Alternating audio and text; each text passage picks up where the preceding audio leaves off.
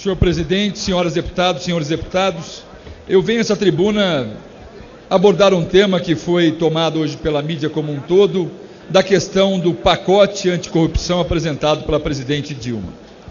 Eu não posso deixar de fazer um registro inaugural, que é o começo da nossa reflexão.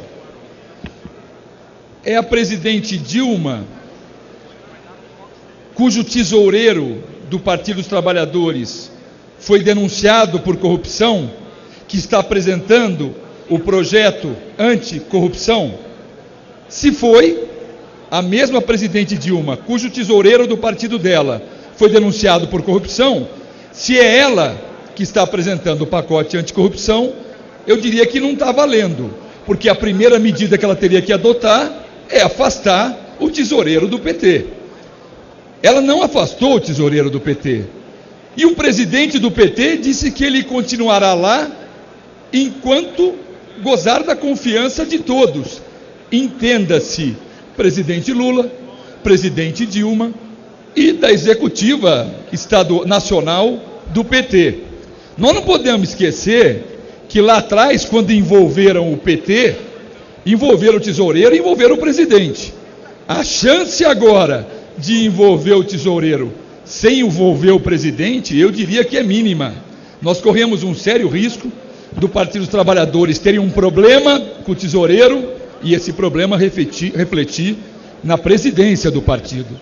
Então, como a presidente ela tem muita dificuldade de dar o exemplo da atitude antes de tomar uma medida, eu diria que ela começa mal.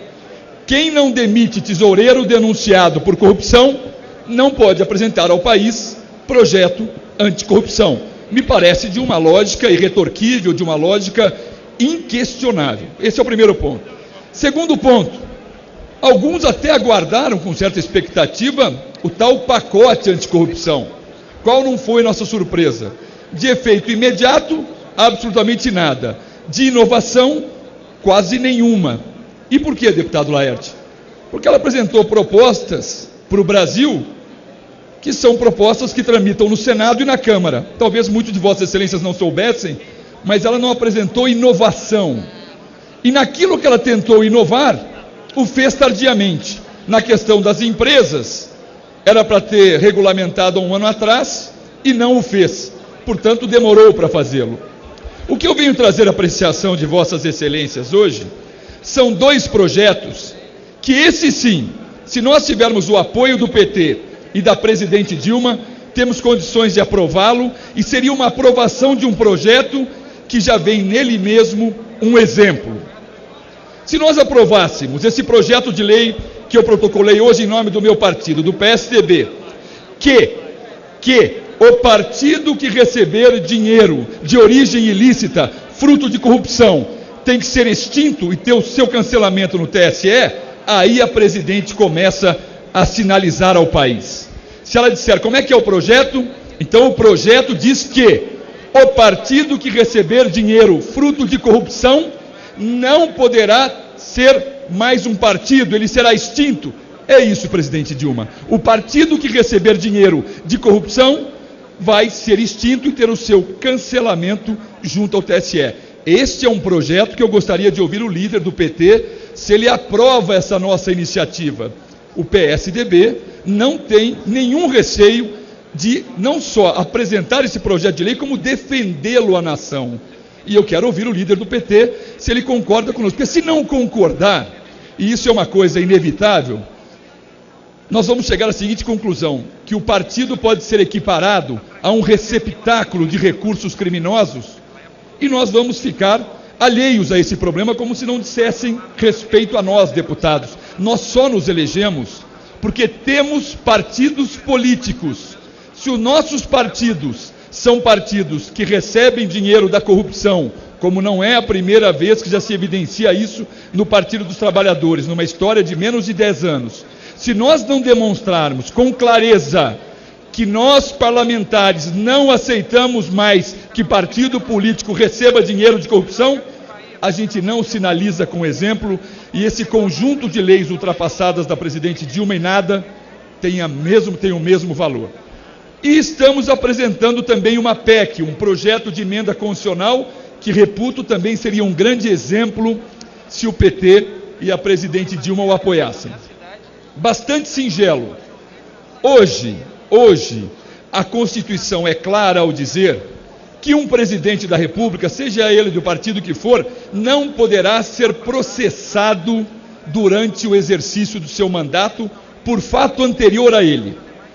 Isso não é nenhuma teoria da impunidade, não. É naquele período ele não pode ser processado. Suspende-se o prazo prescricional, suspende-se todas as consequências decorrentes desse ato criminoso anterior e só começa a valer depois do mandato. Tem até uma certa lógica, e a Constituição está correta, ao impedir o processo judicial. Mas a Constituição não veda a investigação, que a gente chama de ação persecutória, que é uma ação no inquérito policial. O inquérito pode sim ser instalado contra o presidente da República. E qual foi o embasamento para eu vir aqui dizer isso a Vossas Excelências? As duas únicas decisões do Supremo. Uma do ministro Sepúlveda Pertence, outra do ministro e da lavra do ministro Celso de Mello. Ambos foram claros. Isso não se trata de teoria da impunidade. O processo só depois do fim do mandato. A investigação a qualquer momento. E por que a investigação a qualquer momento? Porque se as investigações não forem feitas agora, algumas delas se perdem. Imagina um candidato ou uma candidata eleito 4 anos, reeleito por mais 4. Vai começar o processo contra ela que estava suspenso daqui a 8. Evidentemente que muitas das provas se foram, se esvaíram e, portanto, perdemos as condições de fazer um conjunto de prova robusto pelaquela prática criminosa. Então, o que diz essa PEC? Para evitar que novamente tenhamos que aguardar uma decisão do Supremo, essa PEC é clara. Ela diz: investigação criminal contra o presidente da República é permitido, vedado o processo judicial. Se a presidente Dilma e o Partido dos Trabalhadores deixarem claro que não se opõe à investigação de presidentes que tenham contra eles provas, a presidente Dilma sinaliza ao país que não tem receio das provas da Lava Jato e do Petrolão, porque não irão atingi-la. Eu chamo a atenção de todos os parlamentares que eu estou dando 2 exemplos de efeito prático. A presidente Dilma, para fazer uma comparação, ela vem aqui e pede para reduzir, para aumentar o valor da gasolina. Ela mesma fez isso, sem eu precisar dessa casa. Aumentou o valor da gasolina, aumentou o valor da energia elétrica e vem aqui pedir para a gente diminuir os direitos trabalhistas. Ela fala de ajuste fiscal dizendo, mas o Brasil precisa. E aí nós nos perguntamos, mas ela deu exemplo ao Brasil? Ela dividiu os ministérios pela metade? Ela cortou os 23 mil cargos em comissão? Não fez nada disso. Se ela não dá exemplo, ela não tem legitimidade para pedir a esta casa que corte direitos dos trabalhadores.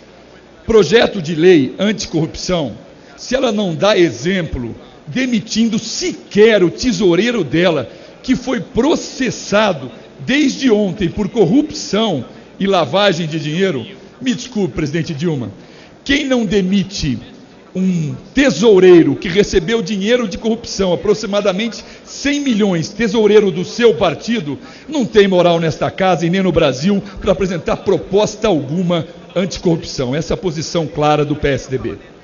Como líder, presidente. Como líder, deputados. Primeiro, deputado Zé Guimarães, que havia pedido primeiro. Que não que sejam menos importantes. Um segundo encaminhamento. Ministério de Santos, no meu estado de São Paulo.